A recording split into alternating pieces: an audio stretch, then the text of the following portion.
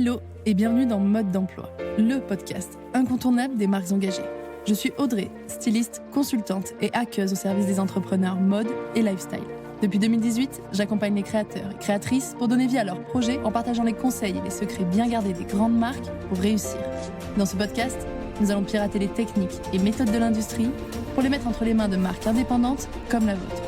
Alors que vous souhaitez créer votre marque en partant de zéro ou lui donner un coup de boost en vendant plus et mieux, vous êtes au bon endroit. Mes très chères créatrices et créateurs, je suis ravie de vous retrouver pour un tout nouvel épisode de Mode d'emploi. J'espère que vous allez bien et que vous êtes en pleine forme pour cet épisode. Aujourd'hui, je voulais tout particulièrement remercier Melou J ou Meloud, je ne sais pas comment ça se prononce, désolée. Mais je voulais te remercier pour ton commentaire sur Apple Podcast qui dit « Merci beaucoup chère Audrey pour vos précieux conseils. Ils me permettent de me projeter et d'entrer un peu plus en détail dans un projet qui est pour l'instant à l'heure des rêves. Les différents sujets abordés sont précis et détaillés. Ils donnent envie de se lancer effectivement et donnent les premières pistes pour entrer dans la danse. » Merci à toi pour ce commentaire. Sachez que les commentaires sur Apple Podcast et sur Spotify m'aident énormément, je le répète encore, mais ils m'aident vraiment à faire connaître ce podcast, à le développer et du coup à rester motivé, à continuer de faire des épisodes.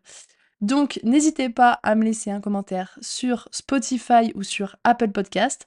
Pour Spotify, il suffit de descendre sur la fiche épisode que vous êtes en train d'écouter et vous pourrez me laisser un commentaire à cet endroit-là. Et pour Apple Podcast, vous vous rendez sur la page du podcast, donc de mode d'emploi, vous descendez encore pour passer les épisodes et vous arriverez à la section notes et avis où vous pourrez me laisser donc 5 étoiles et un joli commentaire s'il vous plaît. Je ferme cette parenthèse et dans cet épisode, nous allons discuter prix. Fixez vos prix de vente et être en accord avec. Alors je l'ai déjà un peu abordé dans un épisode notice que je mettrai en lien dans la description de cet épisode-là. Si c'est votre sujet du moment, comme ça, vous aurez tous les épisodes qui concernent ce sujet-là. Mais dans cet épisode, on va creuser encore un peu plus le sujet des prix de vente. On va parler prix de vente, prix de revient et valeur perçue. Pourquoi cet épisode ? Parce que le prix, c'est souvent votre préoccupation première, et alors surtout en ce moment avec la hausse des prix de revient, des matières premières, et surtout la diminution du pouvoir d'achat des Français. Donc, je trouvais ça pertinent d'en parler en détail dans un épisode, de vous guider ou d'essayer de vous guider sur la définition de vos prix, que vous soyez finalement en pleine création de votre marque ou de votre prochaine collection. On est donc parti pour l'épisode du jour. On va décortiquer un peu la question du prix de vente, comment fixer son prix de vente. On va aussi parler donc du prix de revient et de la valeur perçue. Je vais essayer d'aborder les différents points qui sont pour moi essentiels pour bien comprendre la stratégie de prix et comment fixer ses prix. Le premier point à voir ensemble, c'est que fixer ses prix de vente en fonction de son prix de revient, ce n'est pas une bonne idée. C'est non. Alors, le prix de vente, c'est le prix qui est affiché pour vos clients, et le prix de revient, c'est le prix que vous coûte votre modèle en termes de matière, de confection, d'accessoires, etc. Donc, fixer son prix de vente en fonction de son prix de revient, c'est non. Parce que ça veut dire quoi ? Ça veut dire que votre positionnement de marque dépend d'un atelier ou du prix que l'atelier va vous communiquer. L'atelier, lui, il a déjà son propre positionnement, par exemple, donc il va avoir ses propres prix à lui, qu'ils soient en France, au Portugal, en Chine, etc. Et donc ça veut dire que si vous attendez vos prix de revient pour pouvoir fixer votre prix de vente, alors vous dépendez totalement d'un atelier et de son prix à lui.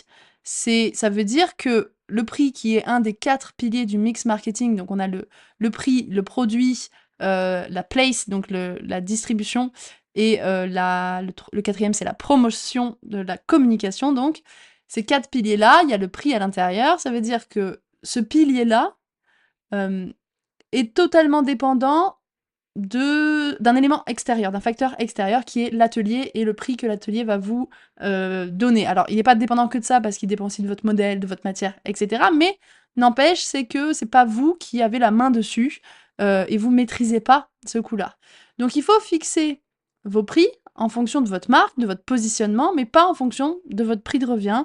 Et il ne faut pas attendre surtout son prix de revient pour fixer son prix. Dans le programme Créer sa marque, on fixe les prix de vente bien avant de parler de prix de revient, de production, etc. On se positionne d'abord en tant que marque avec donc des prix qui sont cohérents avec le positionnement. Et ensuite, on parlera des prix de revient. Ça, c'est la première chose donc à savoir, n'attendez pas des prix de revient pour pouvoir fixer vos prix de vente, c'est pas une bonne idée et c'est pas la bonne méthode. La deuxième chose à savoir et à réfléchir, c'est donc que ces prix de vente, pour les fixer, il faut qu'ils soient en accord avec le marché et en accord avec la cible. Déjà avec le marché, ça veut dire analyser sa concurrence, faire ce qu'on appelle un benchmark et aller voir les prix qui sont pratiqués par vos concurrents, vos marques concurrentes, que ça soit des concurrentes directes ou indirectes, c'est-à-dire vraiment des personnes qui font la même chose que vous, qui ont un positionnement similaire, ou des personnes qui vont faire un autre produit, mais alors qui ont la même cible, ou alors qui vont faire un produit similaire, mais qui n'ont pas tout à fait la même cible, etc. Ça, c'est de la concurrence indirecte. Donc, analyser ces marques-là pour voir quels sont les prix pratiqués par ces marques et du coup, quels sont les prix qui sont mis par les clientes. Et analyser les best-sellers parce qu'il faut aussi quand même regarder la réalité des chiffres et ne pas regarder par exemple un produit qui en fait se vend pas, qui est un produit exceptionnel ou regarder des produits qui se vendent en petite quantité. Il faut vraiment analyser les best-sellers parce que les best-sellers, c'est significatif du prix qu'est prêt à mettre la cible. Et c'est ça qu'on veut savoir, au final. On veut savoir le prix qu'est prêt à mettre cette cible, qui est prête à mettre cette cible, peut-être, pour un produit similaire au nôtre ou pour un produit qui a une même utilité que le nôtre, etc.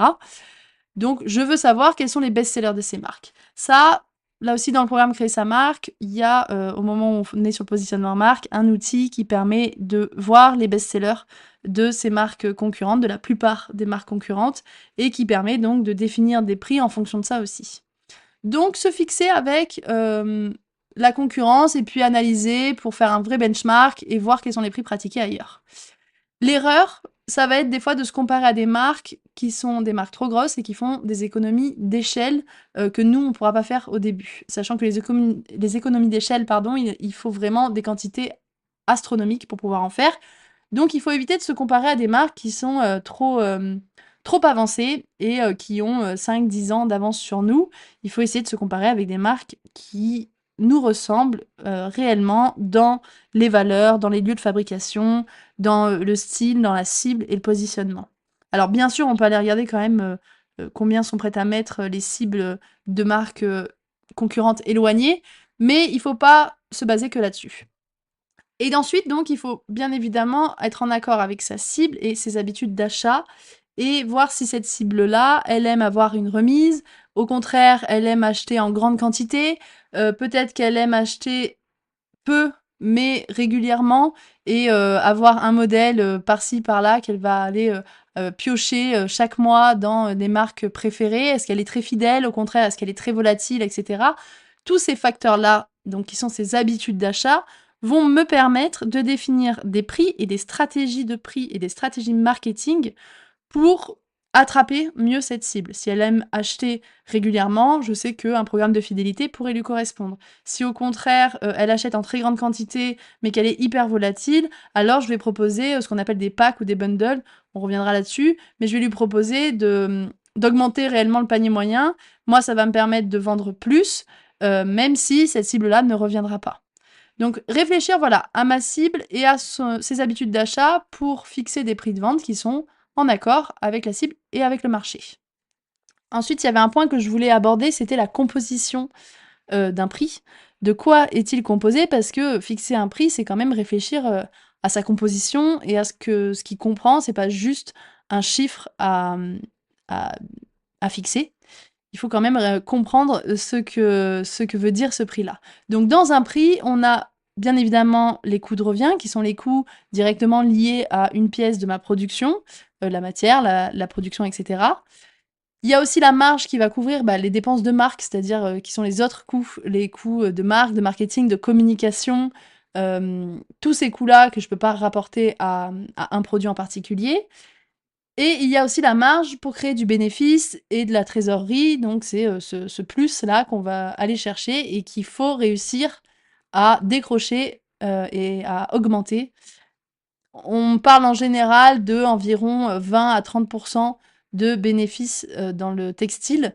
Donc voilà, il faut essayer de se coller à ça. Puisque ce qui est important, c'est la rentabilité.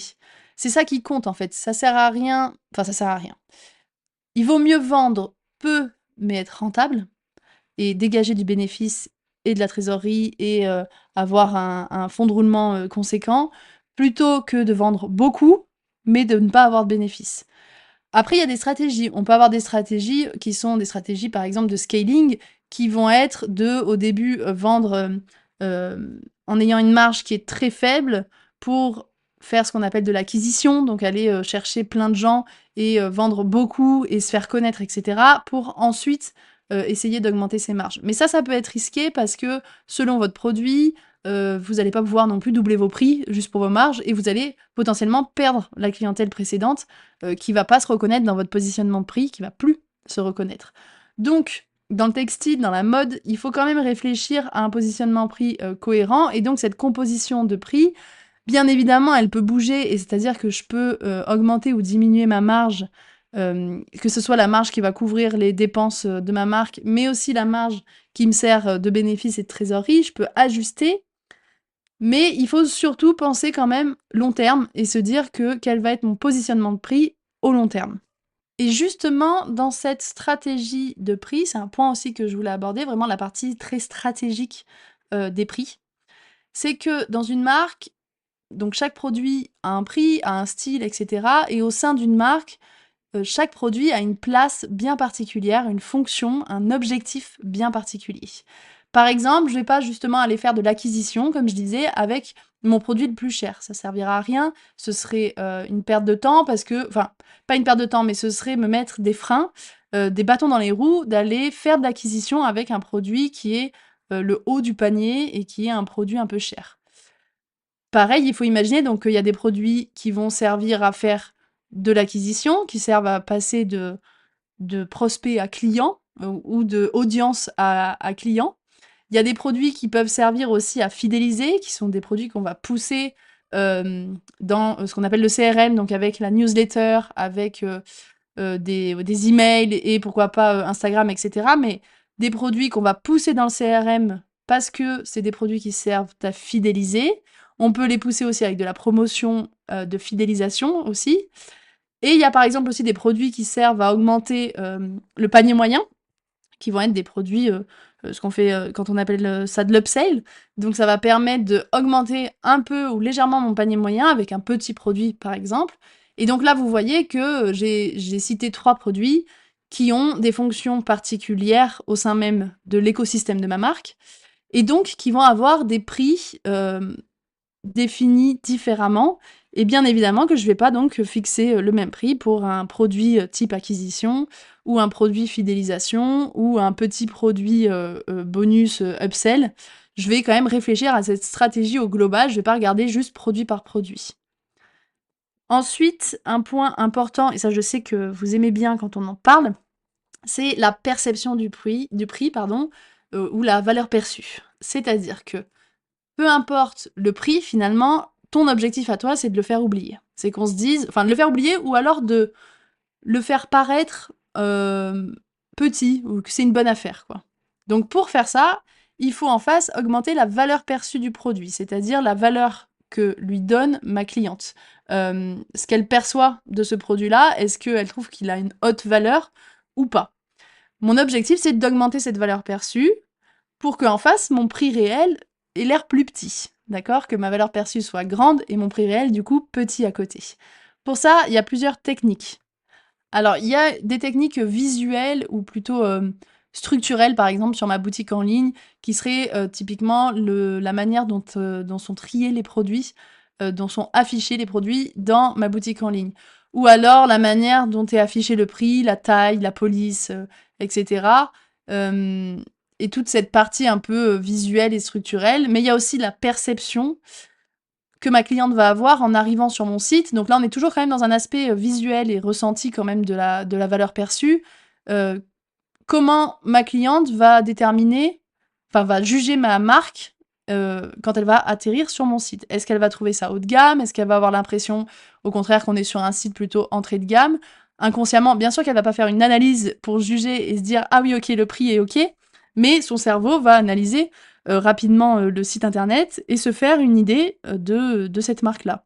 Par exemple, si j'atterris sur le site, par exemple, de Shein, qui est un site, on va dire, assez pourri en termes de visuel, donc avec des bandeaux promo de partout, des pop-up qui sortent à droite, à gauche, et que sur ce site, je vois des prix qui sont quand même des prix élevés, genre 120 € avec des promotions peut-être à 90 € etc., je vais trouver ça totalement incohérent. Je vais me dire, pour ce type de site, c'est extrêmement cher. Alors que, à l'inverse, si j'arrive sur un site qui est visuellement plus haut de gamme et que je vois des prix qui sont peut-être des prix de milieu de gamme, je vais trouver ça plus accessible, même si c'était les mêmes prix que j'avais vu précédemment sur un site pourri.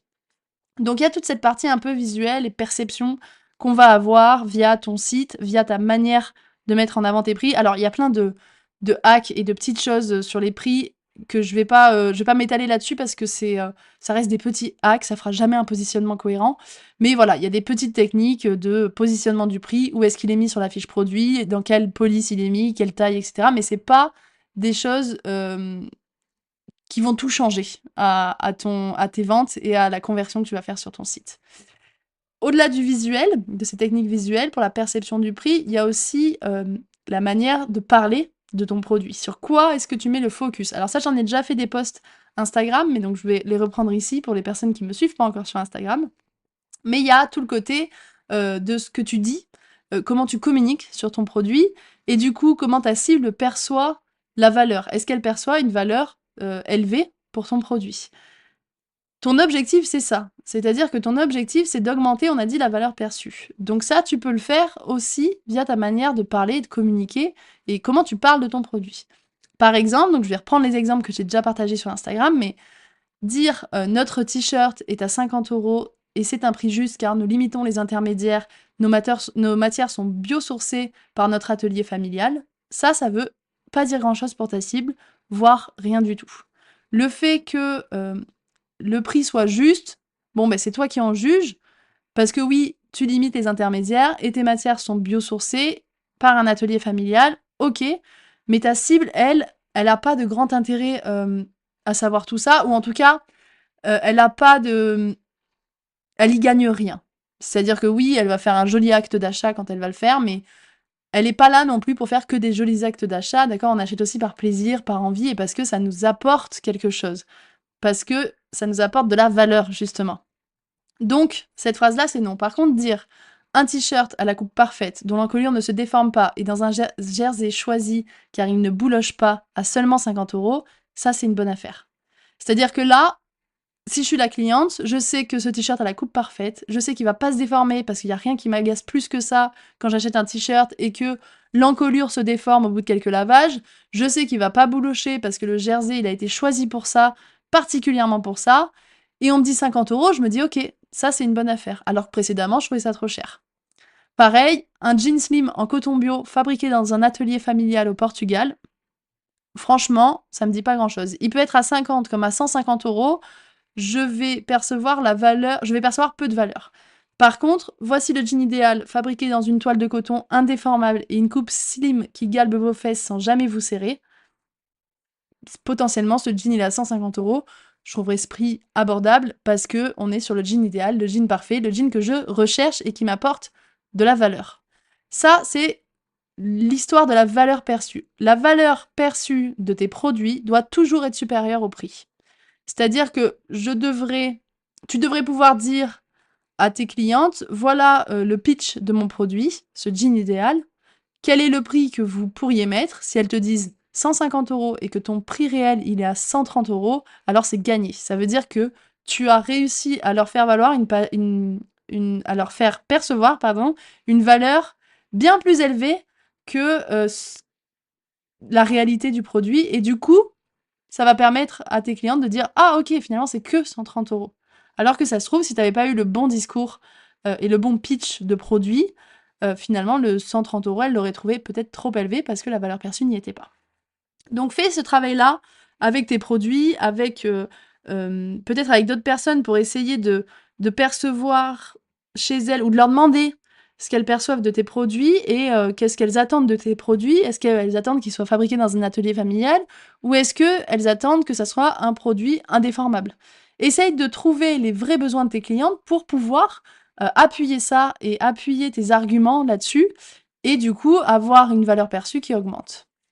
Et enfin, le dernier point que je voulais aborder, c'est le quid des réductions. C'est-à-dire que la question se pose à chaque solde qui arrive. Je vois beaucoup de marques communiquer là-dessus, sur les soldes ou les non-soldes, se poser la question, est-ce qu'elles doivent faire des promotions ou non?